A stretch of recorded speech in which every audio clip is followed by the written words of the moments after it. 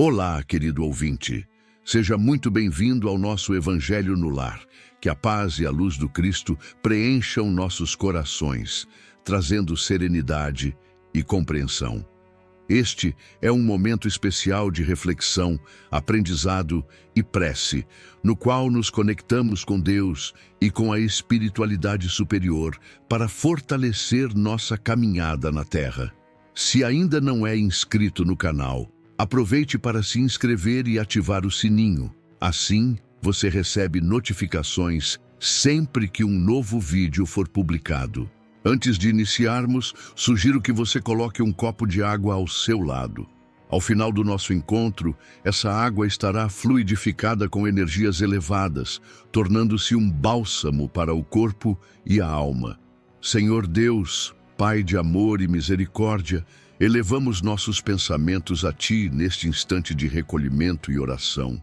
Pedimos que Sua luz envolva todos aqueles que enfrentam enfermidades, que estão internados, buscando a recuperação do corpo e do espírito. Intercedemos também, Senhor, por aqueles que se encontram privados de liberdade, para que possam encontrar arrependimento sincero e esperança na reabilitação através do amor de Cristo.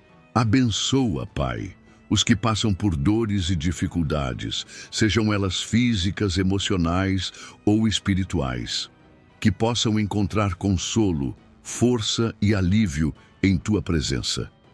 Rogamos igualmente pelos irmãos que desencarnaram e ainda não compreenderam sua nova realidade no plano espiritual, que sejam amparados pelos mensageiros de luz e guiados com amor ao entendimento e à paz. Senhor, pedimos também por nossos familiares, os que estão ao nosso lado e os que já partiram. Que Tua luz nos envolva e nos fortaleça sempre. Agora, com humildade e fé, recitemos juntos a oração que Jesus nos ensinou. Pai nosso que estais nos céus, santificado seja o vosso nome. Venha a nós o vosso reino, seja feita a vossa vontade, assim na terra como no céu. O pão nosso de cada dia nos dai hoje. Perdoai as nossas ofensas, assim como nós perdoamos a quem nos tem ofendido. E não nos deixeis cair em tentação, mas livrai-nos do mal. Assim seja. Hoje vamos refletir sobre o capítulo 12 do Evangelho segundo o Espiritismo, intitulado Amem os seus inimigos. Aprenderam o que foi dito: amem o seu próximo e odeiem os inimigos. Mas eu digo a vocês, amem os seus inimigos, façam o bem aos que os odeiam e orem pelos que lhes perseguem e caluniam, a fim de serem filhos do Pai que está nos céus e que faz que o sol se levante para os bons e para os maus e que chova sobre os justos e os injustos. Porque se só amarem os que os amam, qual será a recompensa? Os publicanos também não procedem assim? Se apenas saudarem os irmãos, o que é que fazem com isso mais do que os outros fazem? Os pagãos não fazem outro tanto? Mateus, capítulo 5, versículos 43 a 47. Digo que, se a justiça de vocês não for mais abundante que a dos escribas e dos fariseus, não entrarão no reino dos céus. Mateus, capítulo 5, versículo 20. Se somente amarem os que os amam, que mérito se reconhecerá em vocês, uma vez que as pessoas de má vida também amam os que as amam? Se fizerem o bem somente aos que lhe fazem o mesmo, que mérito se reconhecerá em vocês, dado que a gente de má vida faz o mesmo? Se só emprestarem para aqueles de quem possam esperar o mesmo favor, que mérito se reconhecerá em vocês, quando as pessoas de má vida se ajudam dessa maneira para receber a mesma vantagem? Pelo que cabe a vocês, amem os inimigos, façam o bem a todos e auxiliem sem esperar coisa alguma. Então, muito grande será a sua recompensa, e serão filhos do Altíssimo, que é bom para os ingratos e até para os maus. Então sejam cheios de misericórdia, como cheio de misericórdia é Deus. Lucas, capítulo 6, versículos 2 a 36. Se o amor do próximo é o princípio da caridade, amar os inimigos é a mais sublime aplicação desse princípio. pois a aquisição de tal virtude representa uma das maiores vitórias alcançadas contra o egoísmo e o orgulho. Entretanto, geralmente há equívoco no tocante ao sentido da palavra amar neste passo. Falando assim, Jesus não pretendeu que cada um de nós tenha para com o seu inimigo a ternura que dispensa a um irmão ou amigo. A ternura pressupõe confiança. Ora, ninguém pode depositar confiança numa pessoa sabendo que esta lhe quer mal. Ninguém pode ter para com ela expansões de amizade, sabendo que ela é capaz de abusar dessa atitude. Entre pessoas que desconfiam umas das outras, não pode haver essas manifestações de simpatia que existem entre as que compartilham das mesmas ideias. Enfim, estando com um inimigo, ninguém pode sentir prazer igual ao que sente na companhia de um amigo. A diversidade na maneira de sentir nessas duas circunstâncias diferentes resulta mesmo de uma lei física, a da identificação e da repulsão dos fluidos. O pensamento malévolo determina uma corrente fluídica que impressiona penosamente. O pensamento benévolo nos envolve num agradável eflúvio. Daí a diferença das sensações que se experimenta com a aproximação de um amigo ou de um inimigo. Logo, amar os inimigos não pode significar que não se deva estabelecer diferença alguma entre eles e os amigos. Se este conceito parece de difícil prática, é impossível mesmo apenas por entender-se falsamente que ele manda que se dê o mesmo lugar no coração tanto ao amigo como ao inimigo. Uma vez que a pobreza da linguagem humana obriga a que nos sirvamos do mesmo termo para exprimir matizes diversos de um sentimento, cabe à razão estabelecer as diferenças, conforme os casos. Portanto, amar os inimigos não é lhes ter uma afeição que não está na natureza, visto que o contato de um inimigo nos faz bater o coração de modo muito diverso do seu batimento ao contato de um amigo. Amar os inimigos é não lhes guardar ódio, nem rancor, nem desejos de vingança. É perdoar-lhes o mal que nos causem, sem pensamento oculto e sem condições. É não opor nenhum obstáculo à reconciliação com eles. É desejar-lhes o bem e não o mal. É experimentar alegria em vez de pesar com o bem que lhes venha. É socorrê-los quando se apresenta a ocasião. É abster-se, seja por palavras, seja por atos, de tudo o que possa prejudicá-los. Finalmente, é lhes retribuir sempre o mal com o bem, sem a intenção de humilhá-los. Quem assim procede, preenche as condições do mandamento. Amem os seus inimigos. Para o incrédulo, amar os inimigos é um contrassenso. Aquele para quem a vida presente é tudo, vê no seu inimigo um ser prejudicial, que lhe perturba o repouso e pensa que só a morte pode livrá-lo. Daí o desejo de vingar-se. Não tem nenhum interesse em perdoar, a não ser para satisfazer o seu orgulho perante o mundo. Em certos casos, perdoar-lhe parece mesmo uma fraqueza indigna de si. Se não se vingar, nem por isso deixará de conservar rancor e desejo secreto de mal contra o outro. Para o crente, e sobretudo para o espírita, é muito diversa a maneira de ver, porque suas vistas se lançam sobre o passado e sobre o futuro, entre os quais a vida atual não passa de um simples ponto. Sabe ele que, pela mesma destinação da terra, deve esperar topar aí com homens maus e perversos, que as maldades com que se defronta fazem parte das provas que lhe cumpre suportar e o elevado ponto de vista em que se coloca lhe torna menos amargas as atribulações. Quer venham dos homens, quer das coisas. Se não se queixa das provas, tampouco deve se queixar dos que lhe servem de instrumento. Se em vez de se queixar, agradece a Deus pela experimentação, deve também agradecer a mão que lhe dá a ocasião de demonstrar a sua paciência e a sua resignação. Esta ideia o dispõe naturalmente ao perdão. Sente, além disso, que quanto mais generoso for, tanto mais se engrandece aos seus próprios olhos e se põe fora do alcance dos dardos do seu inimigo. O homem que ocupa elevada posição no mundo não se julga ofendido com os insultos daquele a quem considera seu inferior. O mesmo se dá com o que no mundo moral se eleva acima da humanidade material. Este compreende que o ódio e o rancor o desonrariam e rebaixariam. Ora, para ser superior ao seu adversário, é preciso que tenha a alma maior, mais nobre, mais generosa do que a desse último. O espírita ainda tem outros motivos para ser indulgente com os seus inimigos. Primeiramente, ele sabe que a maldade não é uma característica permanente dos homens, que ela decorre de uma imperfeição temporária e que, assim como a criança se corrige dos seus defeitos, o homem mau reconhecerá um dia os seus erros e se tornará bom.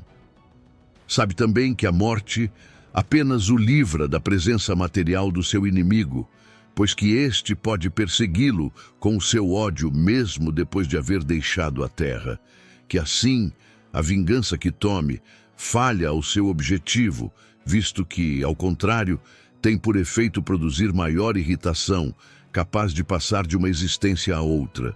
Cabia ao Espiritismo demonstrar, por meio da experiência e da lei que rege as relações entre o mundo visível e o mundo invisível, que a expressão extinguir o ódio com o sangue é radicalmente falsa, que a verdade é que o sangue alimenta o ódio, mesmo no além-túmulo.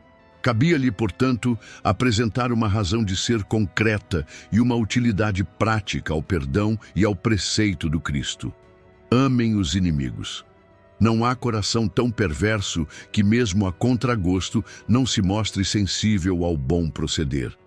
Mediante o bom procedimento, pelo menos, tira-se todo o pretexto às represálias, podendo-se até fazer de um inimigo um amigo, antes e depois de sua morte. Com um mau proceder, o homem irrita o seu inimigo, que então se compõe instrumento de que a justiça de Deus se serve para punir aquele que não perdoou.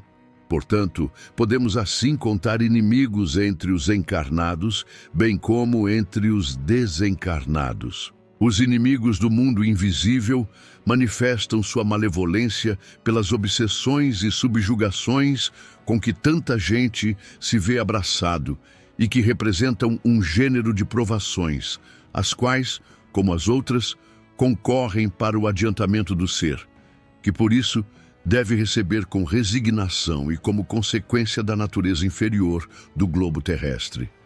Se não houvesse homens maus na terra, não haveria espíritos maus ao seu redor.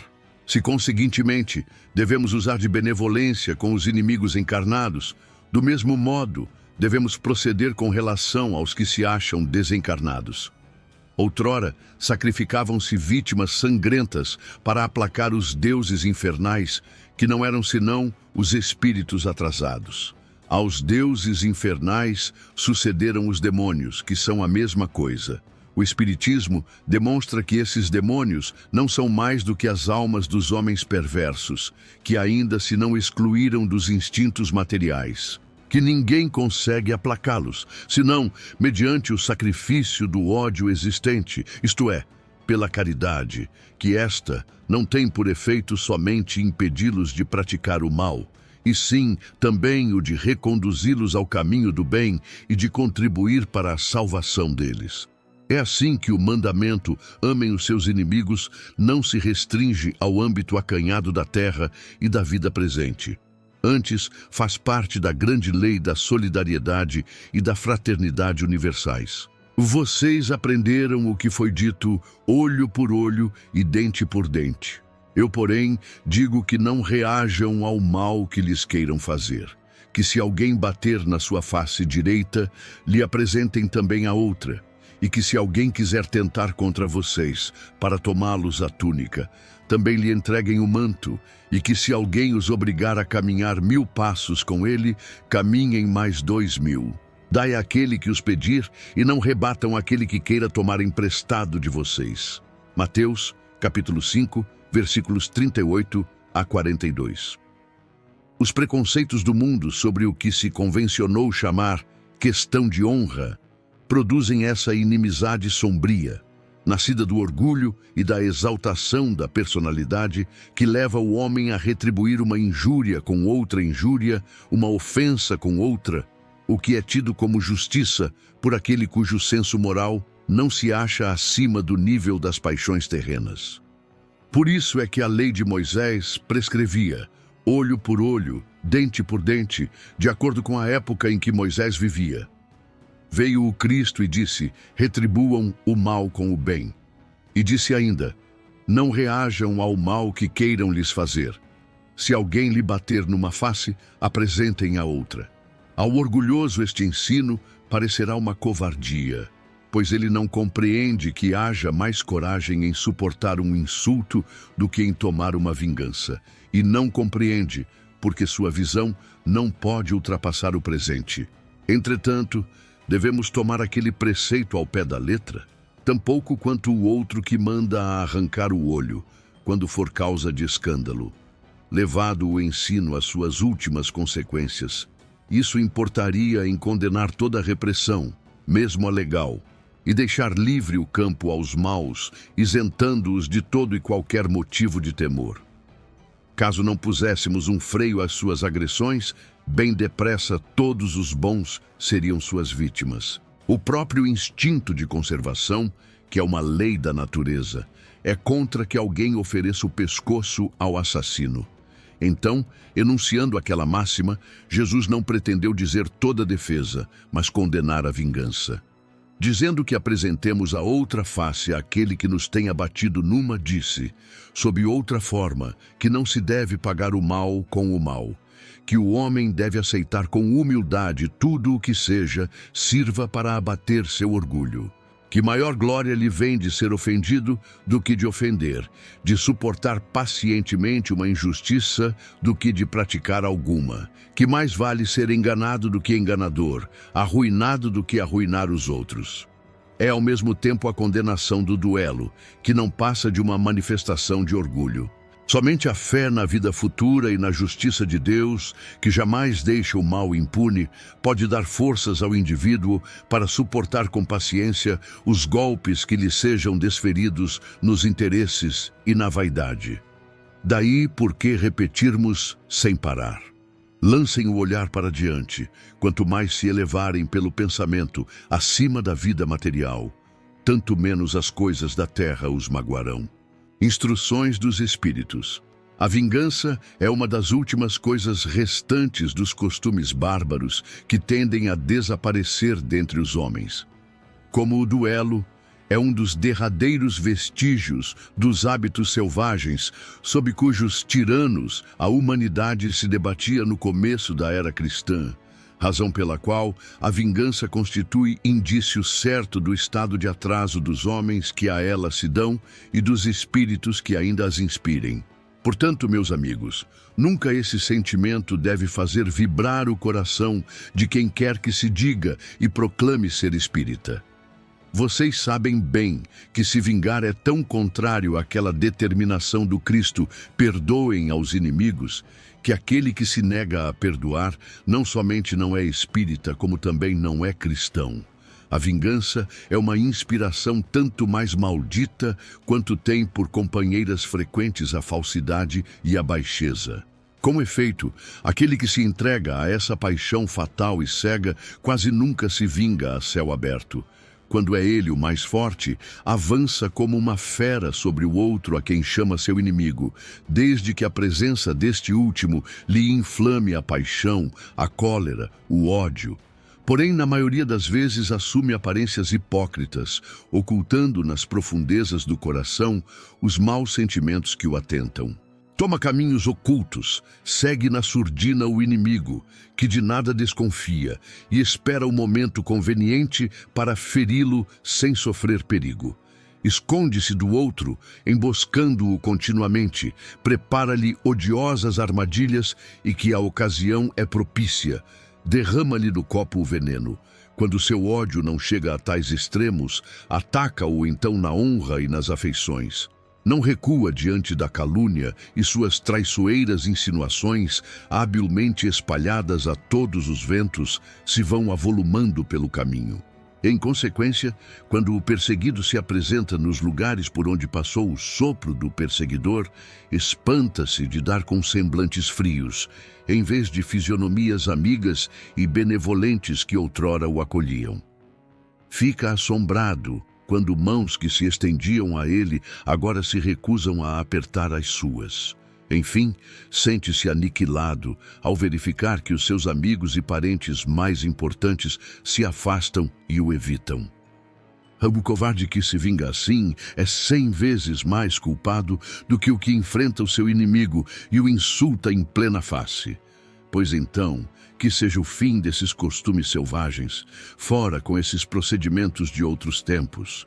Todo espírita que ainda hoje pretendesse ter o direito de vingar-se, seria indigno de figurar por mais tempo na falange que tem como emblema: sem caridade não há salvação. Mas não posso me prender a pensar que um membro da grande família espírita ouse jamais, futuramente, ceder ao impulso da vingança, senão para perdoar. Amem-se uns aos outros e serão felizes. Decidam amar, sobretudo, os que os inspiram indiferença, ódio ou desprezo. O Cristo, que devem considerar como modelo, deu-lhes o exemplo desse devotamento. Missionário do amor, ele amou até dar o sangue e a vida por amor. Penoso para vocês é o sacrifício de amarem os que os ultrajam e perseguem, mas é exatamente esse sacrifício que os torna superiores a eles. Se os odiassem como eles os odeiam, não valeriam mais do que eles. Amá-los é a hóstia digna que oferecem a Deus no altar dos seus corações, hóstia de agradável aroma e cujo perfume lhes sobe até o seio. Se bem a lei de amor mande que cada um ame sem distinção a todos os seus irmãos, ela não engrossa o coração contra os maus procederes. Ao contrário, esta é a prova mais angustiosa e eu o sei bem, pois durante a minha última existência terrena experimentei essa tortura. Mas Deus lá está e pune, nesta vida e na outra, aqueles que violam a lei de amor. Não esqueçam, meus queridos filhos, que o amor aproxima a criatura de Deus e o ódio a distancia dele. Só é verdadeiramente grande aquele que, considerando a vida uma viagem que o há de conduzir a determinado ponto, faz pouco caso das durezas da jornada e não deixa que seus passos se desviem do caminho reto. Com o olhar constantemente dirigido para o objetivo a alcançar, nada lhe importa que as urzes 45 e os espinhos ameacem lhe produzir arranhaduras. Umas e outros lhe roçam a pele sem o ferirem, nem impedirem de prosseguir na caminhada. Expor seus dias para se vingar de uma injúria é recuar diante das provações da vida. É sempre um crime aos olhos de Deus. E se não fossem como são, iludidos pelos seus prejuízos, tal coisa seria ridícula e uma suprema loucura aos olhos dos homens. Há crime no homicídio em duelo. A própria legislação humana o reconhece. Em nenhum caso, ninguém tem o direito de atentar contra a vida de seu semelhante. É um crime aos olhos de Deus, que os traçou a linha de conduta que tem de seguir. Nisso, mais do que em qualquer outra circunstância, são juízes em causa própria. Lembrem-se de que somente serão perdoados conforme perdoarem. Pelo perdão, vocês se cercam da divindade, pois a clemência é irmã do poder. Enquanto na terra correr uma gota de sangue humano derramada pela mão dos homens, o verdadeiro reino de Deus ainda se não terá implantado aí, reino de paz e de amor, que há de banir para sempre do seu planeta a antipatia, a discórdia, a guerra. Então, a palavra duelo somente existirá na sua linguagem, como antiga e vaga recordação de um passado que se foi. Nenhum outro antagonismo existirá entre os homens, afora a nobre rivalidade do bem. Em certos casos, sem dúvida, que o duelo pode ser uma prova de coragem física e de desprezo pela vida, mas também é incontestavelmente uma prova de covardia moral, como o suicídio. O suicida não tem coragem de enfrentar as dificuldades da vida. O duelista não tem a de suportar as ofensas. O Cristo disse que há mais honra e valor em apresentar a face esquerda àquele que bateu na direita do que em vingar um insulto. Ele disse a Pedro, no Jardim das Oliveiras: mete a tua espada na bainha, pois aquele que matar com a espada cairá pela espada. Assim falando, ele condenou o duelo para sempre. Efetivamente, meus filhos, que coragem é essa vinda de um gênio violento, de um temperamento sanguinário e irado, que ruge à primeira ofensa? Onde está a grandeza d'alma daquele que, diante da menor injúria, entende que só com sangue a poderá lavar? Ah, que ele trema! No fundo da sua consciência, uma voz lhe bradará sempre: Caim, Caim, que fez com teu irmão? Foi-me necessário derramar sangue para salvar a minha honra, responderá ele a essa voz. Ela, porém, retrucará: procuraste salvá-la perante os homens, por alguns instantes que te restavam de vida na terra, e não pensaste em salvá-la perante Deus. Pobre louco! Quanto sangue o Cristo exigiria de vocês por todos os ultrajes que ele recebeu? Não só o feriu com os espinhos e a lança, não só o pregou num madeiro infamante, como também o fez ouvir, em meio de sua agonia cruel, as zombarias que lhe liberalizou. Que reparação a tantos insultos ele lhes pediu? O último brado do cordeiro foi uma súplica em favor dos seus carrascos. Como ele, perdoem e orem pelos que os ofendem. Amigos, lembrem-se deste preceito: amem-se uns aos outros, e então responderão com um sorriso a um golpe desferido pelo ódio e com o perdão a uma afronta. Sem dúvida, o mundo se levantará furioso e os tratará de covardes. Ergam bem alto a cabeça e mostrem que também ela não temeria de se cobrir de espinhos, a exemplo do Cristo, mas que a sua mão não quer ser cúmplice de um assassínio autorizado por falsos ares de honra, que, entretanto, não passa de orgulho e vaidade. Será que, ao criá-los, Deus lhes deu o direito de vida e de morte uns sobre os outros? Não. Ele conferiu esse direito somente à natureza para se reformar e reconstruir. Quanto a vocês, ele não permite sequer que aprontem contra si mesmos. Como o suicida, o duelista se achará marcado com sangue quando comparecer perante Deus, e a um e outro o soberano juiz reserva rudes e longos castigos. Se ele ameaçou com a sua justiça aquele que disser raca a seu irmão, quanto mais severa não será a pena que confira ao que chegar à sua presença com as mãos tintas do sangue de seu irmão. O duelo, como o que antigamente se denominava o juízo de Deus, é uma das instituições bárbaras que ainda regem a sociedade. Que diriam, no entanto, se vissem dois adversários mergulhados em água fervente ou submetidos ao contato de um ferro em brasa, para ser dirimida a discussão entre eles, reconhecendo-se estar a razão com aquele que melhor sofresse a prova? Qualificariam de insensatos esses costumes, não é exato? Pois o duelo é coisa pior do que tudo isso. Para o duelista hábil, é um assassínio praticado a sangue frio, com toda a premeditação que possa haver, uma vez que ele está certo da eficácia do golpe que desfechará. Para o adversário, quase certo de cair em virtude de sua fraqueza e inabilidade, é um suicídio cometido com a mais fria reflexão. Sei que muitas vezes se procura evitar essa alternativa igualmente criminosa, confiando a questão ao acaso. Mas, sob outra forma, isso não é voltar ao juízo de Deus da Idade Média? E nessa época, infinitamente menor era a culpa. A própria denominação de juízo de Deus indica a fé, ingênua, é verdade, porém, afinal, fé na justiça de Deus, que não podia consentir caísse um inocente, ao passo que, no duelo, tudo se confia à força bruta, de tal sorte que não raro é o ofendido que fraqueja.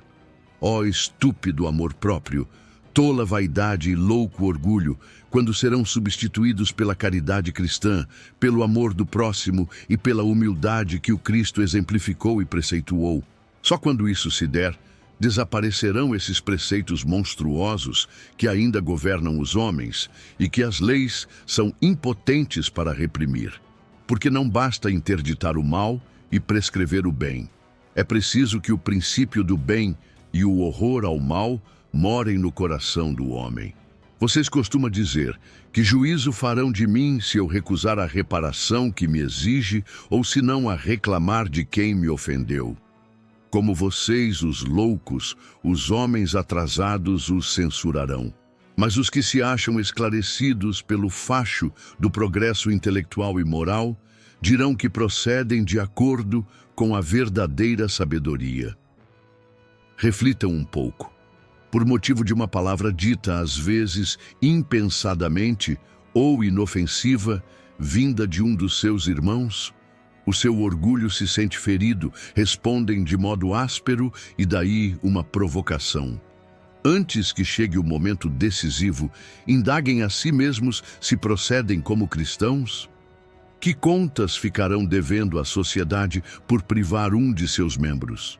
Pensaram no remorso que os assaltará por haverem roubado o marido de uma mulher, o filho de uma mãe, o pai que servia de amparo do filho?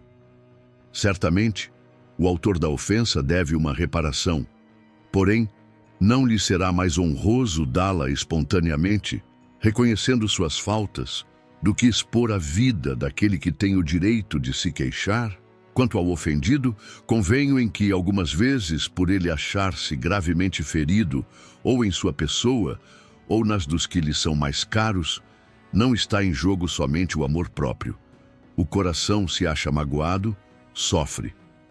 Mas além de ser estúpido arriscar a vida, lançando-se contra um miserável capaz de praticar infâmias, ocorrerá que, morto este, qualquer que seja a afronta deixa de existir? Não é exato que o sangue derramado imprime estrondo maior a um fato que, se falso, cairia por si mesmo, e que, se verdadeiro, deve ficar sepultado no silêncio? Pois nada mais restará senão a satisfação da sede de vingança. Ah, triste satisfação que quase sempre dá lugar, já nesta vida, a causticantes remorsos. Se for o ofendido que morra, onde está a reparação? Quando a caridade regular a conduta dos homens, eles conformarão seus atos e palavras a esta máxima: não façam aos outros o que não querem que lhes façam. Em se verificando isso, desaparecerão todas as causas de divergências e, com elas, as dos duelos e das guerras, que são os duelos de povo a povo. O homem do mundo, o homem afortunado, que por uma palavra chocante ou uma coisa passageira joga a vida que Deus lhe deu, ou joga a vida do seu semelhante, que só a Deus pertence, esse é 100 vezes mais culpado do que o miserável que, movido pela ambição, algumas vezes pela necessidade, se enfia numa habitação para roubar e matar os que se lhe opõem aos desígnios. Trata-se quase sempre de uma criatura sem educação, com noções imperfeitas do bem e do mal, ao passo que o duelista pertence normalmente à classe mais culta. Um mata brutalmente, enquanto que o outro o faz com método e civilidade, pelo que a sociedade o desculpa. Acrescentarei mesmo que o duelista é infinitamente mais culpado do que o desgraçado que, cedendo a um sentimento de vingança, mata num momento de perturbação. O duelista não tem por desculpa o arrebatamento da paixão, pois que, entre o insulto e a reparação, ele dispõe sempre de tempo para refletir. Portanto, age friamente e com intenção premeditada. Estuda e calcula tudo para matar o seu adversário com mais segurança. É certo que também expõe a vida, e é isso o que reabilita o duelo aos olhos do mundo, que nele, então, só vê um ato de coragem e pouco caso da vida. Mas haverá coragem da parte daquele que está seguro de si? O duelo, que é um resquício dos tempos de barbárie, em os quais o direito do mais forte constituía a lei, desaparecerá por efeito de uma melhor apreciação do verdadeiro ponto de honra, e à medida que o homem for depositando fé mais viva na vida futura. Nota: os duelos se vão tornando cada vez mais raros, E se de tempos em tempos ocorrem alguns desses tão dolorosos exemplos, o número deles não se pode comparar com o dos que ocorriam outrora. Antigamente, um homem não saía de casa sem prever um encontro, pelo que tomava sempre as necessárias precauções. Um sinal característico dos costumes do tempo e dos povos se revela no porte habitual, ostensivo ou oculto de armas ofensivas ou defensivas. A abolição de semelhante uso demonstra o enfraquecimento dos costumes e é curioso acompanhar-lhes a gradação, desde a época em que os cavaleiros só cavalgavam armados de ferro e de lança, até a em que uma simples espada à cinta era mais um enfeite e um acessório do brasão do que uma arma de agressão. Outro indício da modificação dos costumes está em que antigamente os combates singulares se empenhavam em plena rua, diante da multidão, que se afastava para deixar livre o campo aos combatentes, ao passo que estes, hoje, se ocultam. Presentemente, a morte de um homem é acontecimento que causa emoção, enquanto que noutros tempos ninguém dava atenção a isso. O Espiritismo apagará esses últimos vestígios da barbárie, incutindo nos homens a consciência da caridade e da fraternidade. Meus irmãos e irmãs em Cristo, o convite que nos faz Jesus, no capítulo 12 do Evangelho segundo o Espiritismo, é um dos mais desafiadores e sublimes. Amai os vossos inimigos. À primeira vista, parece um pedido impossível. Afinal, como amar aquele que nos feriu, nos caluniou, nos traiu? No entanto, à luz da doutrina espírita, compreendemos que esse amor não é o sentimento caloroso e afetuoso que temos por um amigo, mas sim a prática consciente da caridade moral. Jesus nos mostra que amar o inimigo não é agir com ingenuidade, nem permitir abusos. É libertar-se do peso do ódio e da vingança e elevar-se espiritualmente, colocando-se acima das paixões humanas. É não desejar o mal, não revidar, não alimentar ressentimentos. É reconhecer que aquele que hoje é nosso adversário é, como nós, um espírito em evolução, carregando imperfeições e dores. Para nós, espíritas, esse ensinamento se alicerça no conhecimento da vida futura e da reencarnação. Sabemos que os laços se entrelaçam através das existências e que muitas inimizades vêm de ontem, de vidas passadas, onde fomos os ofensores.